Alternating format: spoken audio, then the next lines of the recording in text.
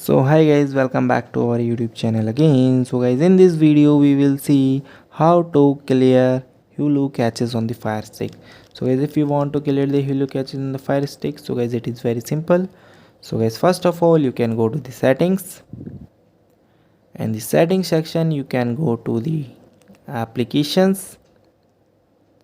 After the application you can see there is a lot of option like Sick browser, app store, auto offload, or then you can go here, manage and install the application.